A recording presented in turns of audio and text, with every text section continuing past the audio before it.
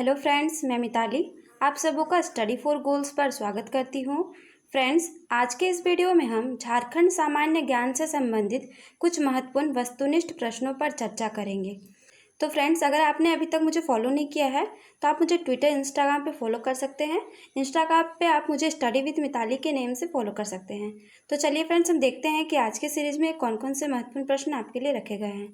तो आज का हमारा पहला प्रश्न है, झारखंड में 2011 में आयोजित 34वें राष्ट्रीय खेल का शुभंकर क्या था? तो फ्रेंड्स, इसका आंसर है ऑप्शन नंबर ए, छोआ। अब चलिए इसके बारे में हम थोड़ी जानकारी लेते हैं। तो 34वें राष्ट्रीय खेल का लोगो खेल के मैदान पर ड्रम वादन का एक दृश्य था और तथा शुभंकर छुआ यानी एक मशाल के साथ दौड़ता हुआ एक बालक था। अब हम बढ़ते हैं अपने अगले प्रश्न की ओर। तो हमारा अगला प्रश्न है कि भूमिज विद्रोह के नेता कौन थे? तो फ्रेंड, इसका आंसर है option number D, Ganga Narayan Singh. अब इसके बारे में भी हम जानकारी लेंगे। तो अमर शहीद वीर गंगा नारायण सिंह भूमिज विद्रोह के महानायक कहे जाते हैं। भूमिज विद्रोह तत्कालीन बंगाल राज्य के मिदनापुर जिले के डालभूम और जंगल महल क्षेत्र में स्थित आदिवासियों द्वारा 1832 से 1833 के दौरान में किया गया विद्रोह है। ठीक है, अब हम बढ़ते हैं अगले प्रश्न की ओर। तुम्हारा अगला प्रश्न है कि कौन से त्योहार के दौरान जनजातीय महिलाएं पूरे दिन पुरुष के कपड़े पहनकर पशुओं का शिकार करती है? तो फ्रेंड्स, इसका आंसर है ऑप्शन नंबर बी, मुक्का सेंद्रा। ठीक है, अब इसके बारे में भी हम जानकारी लेंगे। तो यह आदिवासियों की प्राचीन परंपरा जनी शिकार का हिस्सा है। हर 12 साल पर जनी शिकार उत्सव मनाया जाता है। आदिवासी महिलाएं पुरुषों की वेशभूषा धारण कर शिकार पर निकलती हैं। अब हम बढ़ते हैं अगले प्रश्न की ओर। तुम्हारा अगला प्रश्न है कि चंद्रपुरा ताप विद्युत गृह किस जिले में स्थित है? तो फ्रेंड, इसका आंसर है ऑप्शन नंबर ए, बोकारो। अब हम अगले प्रश्न की ओर आगे बढ़ते हैं। तुम्हारा अगला प्रश्न है कि जैन धर्म के पहले तीर्थंकर कौन थे? तो फ्रेंड, इसका आंसर है ऑप्शन नंबर सी, ऋषभदेव। ठीक है, अब हम बढ़ते हैं, इसके बारे में जानकारी ले लेते हैं। ऋषभदेव जैन धर्म के प्रथम तीर्थंकर हैं। तीर्थंकर का अर्थ होता है जो तीर्थ की रचना करे, जो संसार सागर यानी जन्म मरण के चक्र से मोक्ष तक के तीर्थ की रचना करे, वह तीर्थंकर कहलाते हैं। ऋषभदेव जी को आदिनाथ भी कहा जाता है। ठीक है, यानी ऋषभदेव जी का ही और अन्य नाम क्या है? तो आदिनाथ है। ठीक है, अब हम बढ़ते हैं अगले प्रश्न की ओर। तो हमारा अगला प्रश्न है कि जादूपटिया चित्रकारी किस जनजाति में प्रचलित है? तो फ्रेंड, इसका आंसर है संथाल। ठीक है, अब हम आगे बढ़ते हैं। तो जादूपटिया झारखंड बिहार की सीमा के निवासी संथाल जनजाति, सॉरी फ्रेंड्स, यहाँ संथाल होगा, संथाल जनजाति की लोक चित्रकला है जो इस समाज के इतिहास और दर्शन को पूर्णतः अभिव्यक्त करने की क्षमता रखती है। यह संथाली समाज में जुड़ी प्राचीन लोक कला है जो इस समाज के उद्भव, विकास, रहन सहन, धार्मिक विकास एवं नैतिकता को व्यक्त करती है। अब हम बढ़ते हैं अपने अगले प्रश्न की ओर। तो फ्रेंड्स, अगले प्रश्न की ओर आगे बढ़ने से पहले मैं आप लोगों से एक छोटी सी इन्फॉर्मेशन शेयर करना चाहूँगी। अगर आप हमारे व्हाट्सएप पेड ग्रुप से जुड़ना चाहते हैं तो आप हमारे व्हाट्सएप पेड ग्रुप से जुड़ सकते हैं।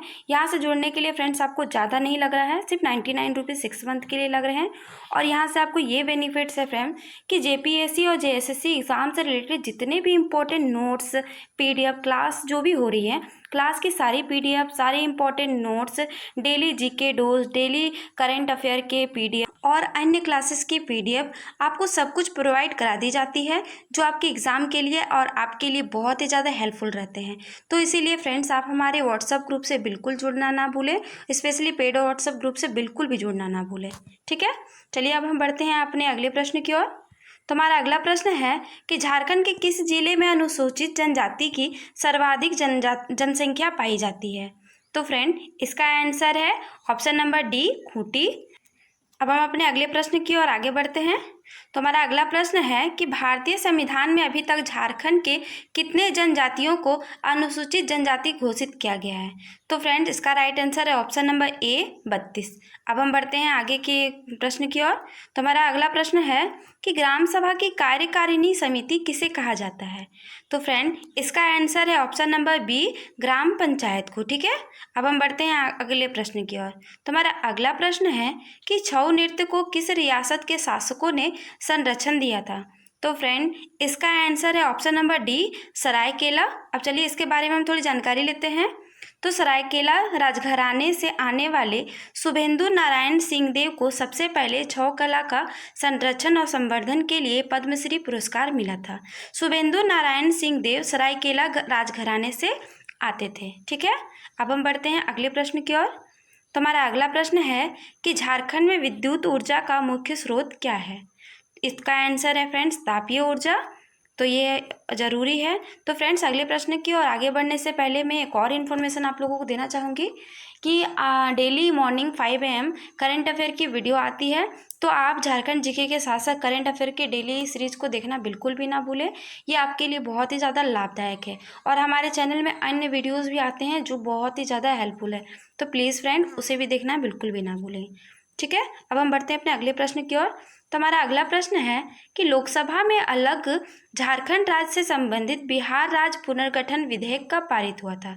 तो फ्रेंड इसका आंसर है ऑप्शन नंबर डी, 25 अगस्त 2000 को। ठीक है, अब हम बढ़ते हैं अपने अगले प्रश्न की ओर। तो हमारा अगला प्रश्न है कि ओलंपिक स्वर्ण पदक विजेता के नेता कौन थे जिन्होंने झारखंड में एक राजनीतिक दल की स्थापना भी की थी? तो फ्रेंड इसका आंसर है जयपाल सिंह मुंडा। तो चलिए अब इसके बारे में भी थोड़ी जानकारी लेते हैं। तो जयपाल सिंह मुंडा भारतीय आदिवासियों और झारखंड आंदोलन के एक सर्वोच्च नेता थे। वे एक जाने माने राजनीतिक पत्रकार, लेखक, संपादक, शिक्षाविद और 1925 में ऑक्सफोर्ड ब्लू का खिताब पाने वाले हॉकी के एकमात्र अंतर्राष्ट्रीय खिलाड़ी भी थे।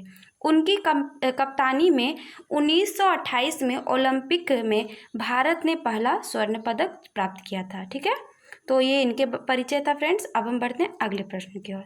तो हमारा अगला प्रश्न है कि झारखंड की औसत वार्षिक वर्षा कितने सेंटीमीटर है? तो फ्रेंड इसका आंसर है ऑप्शन नंबर सी, 140 सेंटीमीटर। ठीक है, अब हम बढ़ते हैं अगले प्रश्न की ओर। तो हमारा अगला प्रश्न है कि गणेशपुर पात की ऊंचाई कितनी है? तो फ्रेंड इसका आंसर है ऑप्शन नंबर ए, 1171 मीटर। ठीक है, तो अब हम अपने अगले प्रश्न की ओर आगे बढ़ते हैं। तो हमारा अगला प्रश्न है कि महामाया मंदिर गुमला का निर्माण किसने करवाया था? तो फ्रेंड इसका आंसर है गजघंट राय ने। ठीक है, अब इसके बारे में भी थोड़ी जानकारी लेते हैं। तो महामाया मंदिर हापामुनी गांव, घाघरा थाना, गुमला जिला में, यानी ये जो महामाया मंदिर है यह जिस गांव में है उस गांव का नाम है हापामुनी, और जिस थाना में है उस थाना का नाम है घाघरा, और जिला कौन सा है फ्रेंड्स? तो गुमला है। ठीक है, यह इस गांव की पहचान है। गजघंट राय नागा राजवंश के 22वें और राजा मोहन राय के बेटे द्वारा बनाया गया था। उन्होंने 869 से 950 AD के बीच शासन किया। उन्होंने मंदिर की देखभाल अपने गुरु हरिनाथ, एक राष्ट्रकूट मराठी ब्राह्मण को सौंप दी थी। 1391 ईस्वी में राजा शिवदास कर ने भगवान विष्णु की प्रतिमा की स्थापना की थी। ये था महामाया मंदिर के बारे में फ्रेंड्स। अब हम बढ़ते हैं अगले प्रश्न की ओर। तो हमारा अगला प्रश्न है कि झारखंड विधानसभा के लिए कितने सदस्यों को मनोनीत किया जाता है? तो फ्रेंड इसका आंसर है ऑप्शन नंबर बी, 1। ठीक है, अब हम बढ़ते हैं अगले प्रश्न की ओर। तो हमारा अगला प्रश्न है कि बुनकरों को क्रेडिट कार्ड प्रदान करने वाला झारखंड देश का कौन सा राज्य बना है? तो फ्रेंड इसका आंसर है ऑप्शन नंबर ए, प्रथम राज्य। ठीक है, अब हम बढ़ते हैं अगले प्रश्न की ओर। तो हमारा अगला प्रश्न है झारखंड में वर्षा आश्रित चावल अनुसंधान केंद्र कहाँ अवस्थित है? तो फ्रेंड इसका आंसर है ऑप्शन नंबर बी, हजारीबाग। ठीक है, अब हम बढ़ते हैं अपने अगले प्रश्न की ओर। तो हमारा अगला प्रश्न है कि अनुसूचित जातियों के लिए झारखंड में विधानसभा की कितनी सीटें आरक्षित है? तो फ्रेंड इसका आंसर है ऑप्शन नंबर सी, 9। अब हम बढ़ते हैं अगले प्रश्न की ओर। तो हमारा अगला प्रश्न है कि झारखंड के किस जिले में मलूटी मंदिर स्थित है? तो फ्रेंड इसका आंसर है दुमका।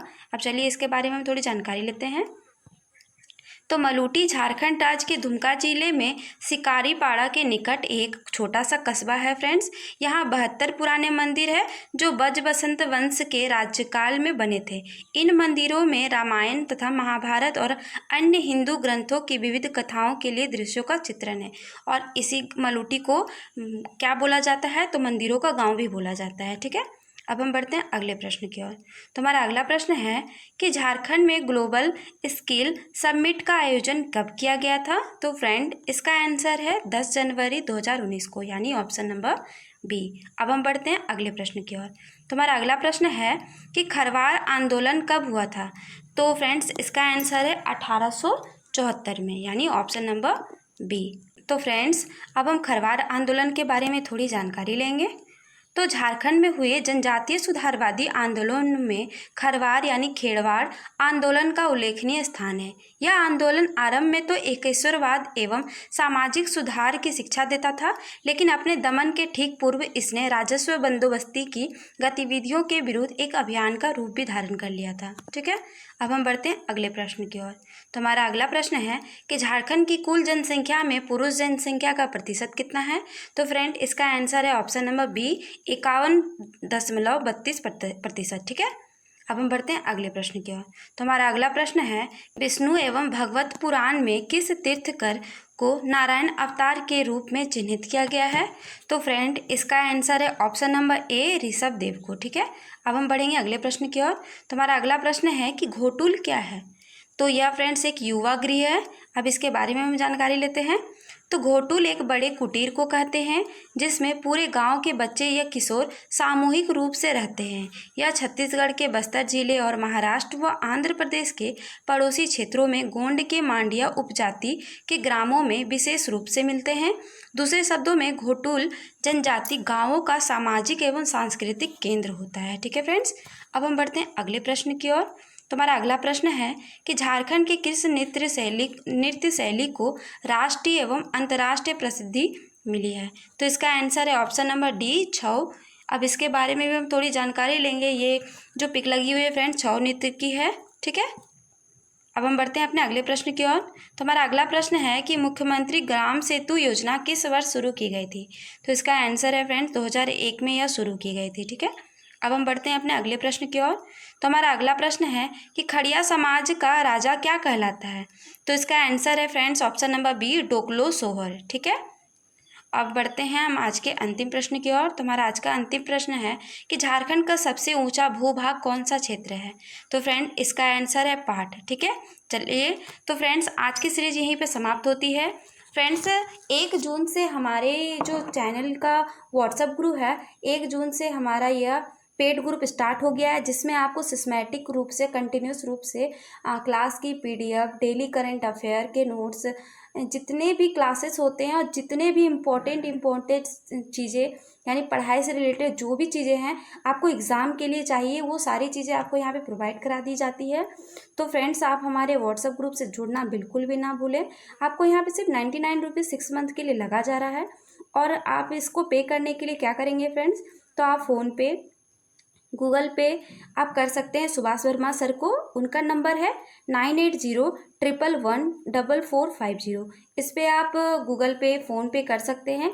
और आप स्क्रीनशॉट में अपने नाम और अपने ज़िले का पता, अपना डिटेल देकर सर को इसी नंबर पे आप जो आप स्क्रीनशॉट लेंगे उसे भेज सकते हैं। ठीक है, और यदि आपको इससे रिलेटेड और भी अधिक जानकारी चाहिए हो तो आप हमें व्हाट्सएप पे मैसेज भी कर सकते हैं। हमारा व्हाट्सएप नंबर है 8986772733। तो फ्रेंड्स आपको हमारी वीडियोस हेल्पफुल लग रही हो तो हमारे वीडियोस को लाइक करें, शेयर करें, कमेंट करें और अपने दोस्तों के साथ ज़्यादा से ज़्यादा शेयर करें। तो फ्रेंड्स मैं फिर मिलूँगी किसी अन्य वीडियो के साथ। तब तक के लिए जय हिंद, जय झारखंड।